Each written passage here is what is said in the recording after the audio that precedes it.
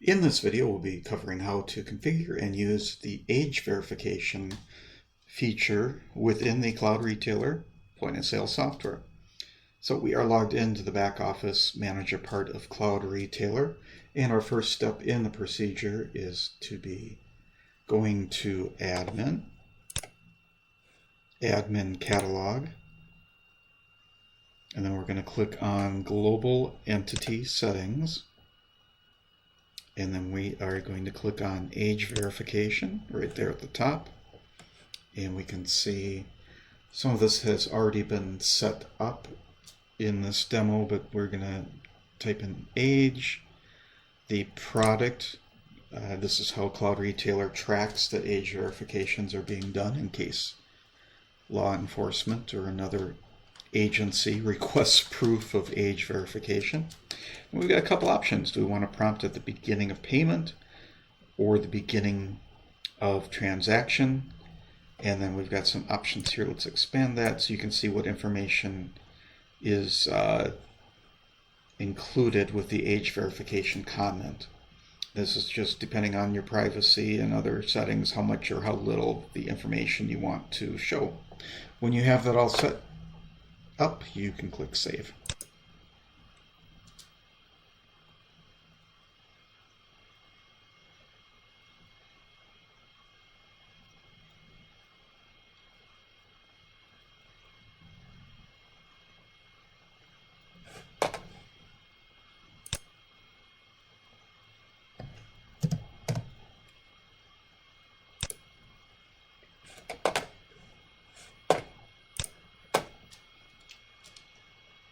Now note, if you've set this up to prompt for the age verification at the end of a transaction, then it's going to look for a filter basically if there are age restricted products that have been sold. So that way, if you're just selling, gum and soda, it's not going to ask for age verification in this particular way of setting things up. However, if it's gum, soda, and beer, then it is going to prompt for age verification.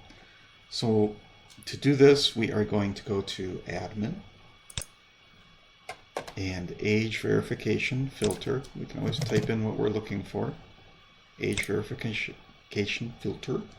And here's where you can do your filtering for your products that would be considered age restricted. So whether it's tobacco, liquor, etc., or vape, maybe another one, you can then do your various filtering to have those products included. When you have everything, then we click on Save. And I'm not covering how to use the filters because that would be done under another video or training session. It's very similar to how you run reports. And then another step that we need to do in this situation is we have to configure user permissions as far as things like who can override. And rather than explaining it, let me show you. So we need to go to Admin, and then we're looking for user roles. So manage employee roles. And then you can select which one, and let's just say let's do head cashier.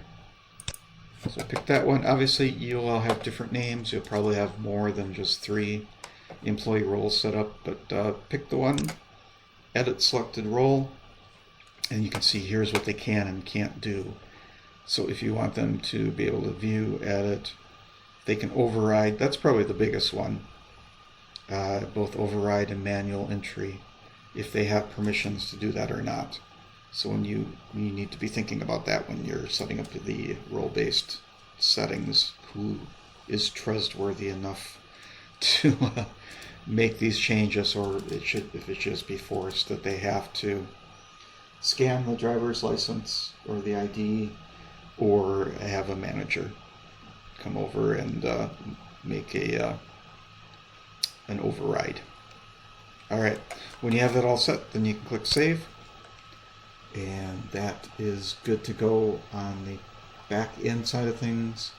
There are other videos that show the front end as far as what it looks like.